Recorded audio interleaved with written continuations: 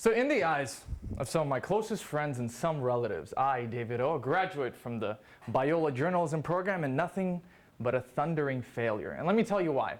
2 weeks ago, I was talking to a very, very close friend of mine. Now, this friend really knows me well. He's kind of followed me on this journey of life. And the reason we were talking was because recently I snagged my first job. And this is the first full paying, full-time, full benefits job that I was really excited about. And so was my friend. He didn't know what kind of job it was, but he did know that I was a graduate from the journalism program at Biola. I had a handful of journalism internships under my belt, pretty good clips, and even did a journalism semester down in New York. So he started his friendly interrogation. He looked me in the eye and he said, you got a job. Is it a big name company like the New York Times? So you're working for something like that? I said, no, my friend, that's not where I got my job. I said, okay. Let me guess, it's a smaller community kind of paper. I know that you interned for Telemedicine Magazine back in New York, this kind of like guerrilla warfare kind of little paper deal. Maybe that's where you're working? I said, no, that's not it either. He started panicking, looked me in the eye and he said, it better not be fake news CNN. I said, no, that's not it either. You have no reason to worry. The place where I got a job was actually Verizon Wireless in their marketing department. And that was really, really weird for my friend because he said, how can you be doing marketing if you study journalism? I'm a really good friend of yours, so I just have to tell you, don't you feel like you're wasting your education? You spend so much money, so much time studying journalism, now you're going to marketing. And I said, my friend, I've been doing marketing and journalism hand in hand for the past 3 years. They're not mutually exclusive, but to him they were. To him it was. And I suddenly realized that for all of us today, for many of us today actually, marketing and journalism can't go hand in hand because marketing is about, what do we think? It's about pushing a product, right? It's about having a kind of like an end goal or trying to trick people to buy things that you want them to buy. And journalism is about opening truth and uncovering the deep jewels of truth. And how can those things go hand in hand? Well, I hope that by the end of today's presentation, you guys will be on the same side as I am, which is that marketing and journalism absolutely can work hand in hand. They may have their fuzzy edges that are different. However, in their core, a lot of the values align. One might say fuzzy edges, hard center. Now, in order to start with this entire thing of talking about how journalism relates to marketing, we have to first talk about what marketing is. A lot of us, as I said, have preconceptions and pre-notions of what marketing is that are wrong. So let us turn to some experts. And who is a better expert but J. Conrad Levinson? This man is renowned as a marketing expert. He is the author of Guerrilla Marketing, the head of the Guerrilla Marketing Summit that has held every year and hosts thousands and thousands of people, as well as he taught business for UC Berkeley for over 10 years. And this man defines marketing in 2 steps. 1, marketing is any contact that your business has with anyone who isn't part of your business. A little confusing, but we'll get into it later. And 2, marketing is also the truth made fascinating. That one's a little easier, but don't worry about these too much because we'll be going to number 1 and number 2 in detail in a little bit. So let's start with number 1. Marketing is any contact that your business has with anyone who isn't part of your business. Read that one more time. Marketing is any contact that your business has with anyone who isn't part of your business. So when we think of marketing, what is marketing, right? Many of us think marketing is the end goal. So perhaps a billboard, that's marketing, right? A brand video that you see for the new iPhone, that's good marketing. The flyer you get about malaria next to the cap, that's marketing. But according to the experts, marketing isn't just that. That's a part of marketing, but it's not all-encompassing. Marketing is deeper than that. Marketing touches many more aspects than simply the billboard. Marketing touches the way you reach out to this billboard guy. Your email that you wrote to the billboard guy, the price you paid him, and even the little send from my iPhone that you have at the bottom of your email, whether you have it or not, that is all part of marketing. Any kind of way that you connect with the outside world, with anyone who's not part of your business in any way is marketing. Marketing, at the heart of marketing is connecting with outsiders. And the way you connect with outsiders, intentionally and unintentionally, is all part of marketing. Just keep that in mind. It seems kind of theoretical right now, but it will come together, I promise. Now, in order to put together this presentation, one of the first things I did is I realized I have to define marketing. So I went into Google and I typed in marketing, what is marketing, according to experts, right? And here I got quotes from not only the experts in marketing, but the legends in marketing. I'm talking about people like Peter Drucker, who is he built the foundations of modern business and is renowned as a marketing guru today. Wrote countless books and is a legend. Let's see what he says marketing is. Marketing is everything. That wasn't very helpful. It's kind of ephemeral out there. All right. Way to be bougie, sir. Let's go to Harvard Business Review. A little more credible, I thought. Let's see what they say marketing is. Marketing is everything. Them too have fallen into the pits of bouginess. Regis McKenna, the founder of modern technology, with his work with HP and Apple, what does he say marketing is? Marketing is everything. Here I started seeing a trend, the bright man that I am, that perhaps this isn't just high-worded language. Marketing truly is everything, and everything is marketing. The way you interact with outsiders, the way you connect with those who are not part of your business is marketing. Keep that in mind, please, as we move on. So the question now is, how does this relate to journalism, right? I spat a lot of information to you guys about marketing. How does this relate to journalism? In journalism, we have people that we cover that we disagree with, and people that we agree with and are neutral towards. Let's start with people that we disagree with. Do we have the responsibility to deeply, deeply connect with people we disagree with? That's the question. I had the opportunity last semester to be in New York, and the reason why is for a semester program with the King's College. It was a journalism program taught by experts in journalism, this fast-track kind of journalism program that I thought was absolutely amazing. It was one of the best experiences of my college career. And I got to be taught there by Terry Mattingly. He writes for Get Religion. He's one of the experts, goes around the United States talking about journalism, right? He actually does some work with the Chimes as well. So Biola is familiar with this man. And he shared something known as the golden rule of journalism. Now, this isn't on the slide, so you'll have to perk your ears up for just a second if you want to know what it is. He says this is the number one skill, most important skill that a journalist has is this. In his words, report unto others as you would have them report unto you. Cute saying, but what does it mean? What that means is this. Let's say you're covering the Nazis, right? You disagree with the Nazis. Your friends disagree with the Nazis. Most people in the world disagree with the Nazis. However, your job as a journalist is not to trash on the Nazis. Your job as a journalist is to do your best to understand them. And it doesn't mean promoting them or telling everybody that they're okay. It means understanding their point of view of the issue and seeing why they do what they do and presenting this story in the most unbiased, independent way possible. As journalists, we are called to deeply understand people we disagree with, not only on a surface level. And an example that comes to mind is Stu. Actually shared a story once where he had a student going to a certain kind of rally down in LA, and the student had to cover it. Wasn't excited about it because this particular rally pushed certain ideals that the student did not agree with, right? But not only that, the student was touched, specifically touched in her heart by, and in her life by issues that were being perpetrated, that were being pushed in this rally. And so she came up to Stu and she said, Stu, you know, I can't be impartial with this story. It touches me too personally, so send someone else. You'll get a better news story that way. And Stu, the brilliant professor that he was, wasn't in for the game for making the good story perhaps, but he was in the game for making good journalists. And he looked at her in the eye and he said, you know, you're the perfect person for this story because it touches you so personally. As journalists, we are called to interact with people that we disagree with. And learning how to not let your bias get in the way of a beautiful story is a pinnacle of modern day journalism. Elements of journalism. The second Bible of any credible journalist worth a dime. I'm not sure what you said. I could repeat that if you'd like. But the page 142 says journalists must maintain an independence from those they cover.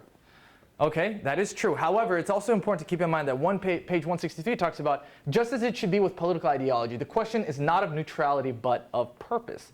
What does this mean?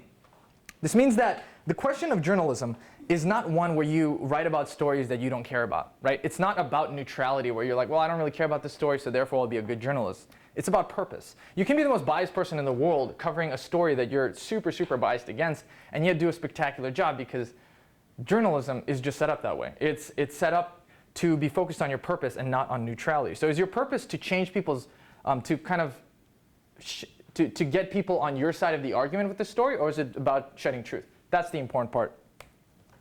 So a quick summary, right? Number one, marketing is any contact that your business has with anyone who isn't part of your business. Good journalism is about connecting and deeply understanding people you disagree with. I think we can agree on that at this point. Now let's move on to people that we agree with or people we don't really care about that much until we start writing our stories. And that is just the people in your story. So right now we talked about people we disagree with. We settled the fact that, okay, these are people we have to connect with. Now let's talk about the other people in your stories, everybody else, right? Do we have a responsibility to connect with them? A journalist's first obligation is to the truth, page 9 of the Elements of Journalism. I was really hoping Dr. Longno would be in this room, honestly, because he loves this book. That would have got me at least 3 brownie points, maybe 4. 5 minutes, all right. And what I learned was that truth takes effort. And there's no better example of this than the media narrative project that we had this semester, where we wrote a book on immigration, a book published with the Library of Congress in a couple of, I was about to say semesters, no, heck no, in a couple of months, yes. It's going to be published with the Library of Congress, and it's on immigration. And there's a lot of truth out there, right? So the chapter I had to cover was on the migrants and immigration in Santa Ana. And specifically, this book focuses on the Mexican immigration, the Mexican wall, Mexican border. And let me tell you, when I was researching my chapter for Santa Ana, I read a lot of articles, I talked to a lot of people, and I saw that there was a lot of truth on the migrants in Santa Ana. A lot of truth on Facebook, a lot of truth that it said, you know, truth about Donald Trump supporters, truth about Hillary Clinton's emails. But the truth that we are called to is much deeper than that. We are called to the truth that takes effort to find out. And let me tell you, I didn't know the truth about these migrants until I went into their communities. I held them, I listened to their stories, took pictures of them, and listened to their stories once again, and worked alongside them. I got to meet illegal immigrants. I got to meet children from broken homes who had a chance to go to college because of programs such as KidsWorks. And let me tell you, that was such an enlightening, beautiful experience that I couldn't have had if I didn't put in the effort to connect with them. Good journalism cannot be done without deep interactions and understanding of the subjects of your stories. And this is much more, this idea is even more brought up because we are Christians. So I'll share a verse with you from Romans. We who are strong have an obligation to bear with the failings of the weak and not to please ourselves. Let each of us please his neighbor for his good, to build him up. You know, I never considered myself as one of the strong, because I'm an immigrant here. I'm not one of the richest people at Biola. I don't really have that many social connections. And in fact, as I said, some of my friends think I'm a loser for going into marketing while I study journalism. Doesn't make much sense, right? But the truth is, I didn't realize that I was one of the strong until I met one of the truly weak. And I don't think I did that until our trip to Tijuana, where I met people without a voice. People who were suffering and yet couldn't do anything about it because nobody was listening to them. And I realized that a huge privilege that you and I have, everybody in this room has, I'm absolutely confident everybody in this room has, that we are not grateful for, is a voice. A voice of congressmen, teachers, loving friends and family that would listen to us and help inspire change. Now, I believe that how do we bear with the failings of the weak as Christians? What else does that mean but giving people something that they don't have, right? And what I saw that people don't have that they are most distressed about is not money, is not social status, but perhaps it is a lack of a voice. And let me ask you this. As people with a voice, if our mission, sometimes, I'm not saying in all stories, but sometimes our mission is to give the voiceless a voice, right? How can you give the voiceless a voice without knowing what the voiceless have to say? And you don't know what the voices have to say unless you deeply connect with them and deeply, deeply understand them. That takes a lot of effort and is at the core of good journalism. Summary: marketing is any contact that your business has with anyone who isn't part of your business. Good journalism is about connecting with people, 1, you disagree with, and 2, connecting with people relevant to your story on a deep, deep level. Second point is, marketing is also truth made fascinating. And this is a really quick point, so you don't have to worry. I'm not like halfway through, I'm almost done. And this is the second point of what marketing is, according to that expert we talked about, J. Conrad Levinson. It's a process of discovery, not creation. Marketing is not about you grabbing a product and kind of convincing someone, hey, this is why you should buy it. That's very surface level marketing and not good marketing at all. Good marketing, according to this quote, is you finding truth that other people miss and make it fascinating, right? So something that looks bleak without any purpose, without any true beauty, you find the beauty of. And then you present it to the audience in a fascinating way. That is the heart of really good marketing. And I got to do that. I got to do that in New York during my internship, where I interned at Plaster Publishing. And there's a reason why nobody, and I guarantee you nobody has heard of that company ever in the past, because it's a tiny little paper. This is what it seemed like on the surface level. On the surface, it was small, noisy area, very, very small readership, right? From all the numbers and data you can collect, it was a very small income and pay for the employees. I think they had 4, sometimes 5 on a good day. And they're not particularly distinguished at all. Not a particularly distinguished company, just one that you'd gloss over in the record books, right? But I knew that they had beauty. And I couldn't see it. I couldn't see it. I was asked to make a video about them, right? As a journalist, as a marketer, I was asked to make a video about them, but I couldn't see the beauty of it. So how do I discover this beauty but to sit down the boss and ask him, you know, I have only one question for you. What is the most beautiful thing about working at Plaster Publishing? And he told me. And the 2 things that I found, the 2 jewels, right, that are good marketing and good journalism, that I found is one, and I'll show you guys the video, so just keep these two jewels in mind and see if it drives the story, because it definitely does. One, it's a family business. Some of their clients have been there for 20, 30 years, and they value family. Two, this CEO genuinely loves his employees. I think that's so unique and so beautiful. Came out in the interview and drove the story. So let us partake in this beautiful, beautiful. The most beautiful aspects of working here into two categories. For any family business, there's something beautiful about the longevity of multiple generations working together. When you work with a client, there are clients that I work with that my father knew, and I met in a familial way, and then now I am the account manager, where I'm working with a client that we've had for 2 generations. Every hire that we have here represents the fulfillment of a dream of mine, to have the right people in the right positions and to get to really have iron sharpening iron on like a daily basis. When I sit down with these guys and we talk about vision for the company, I mean, they bring so much to the table in terms of their own experience, their own interests, and I mean, that just excites me so much, because for so long we were really siloed, and I wasn't getting that really amazing feedback. So, I mean, these guys, they do so much research that I've never done. They talk to our clients, understand what their clients are going through, and I get to benefit from all of that.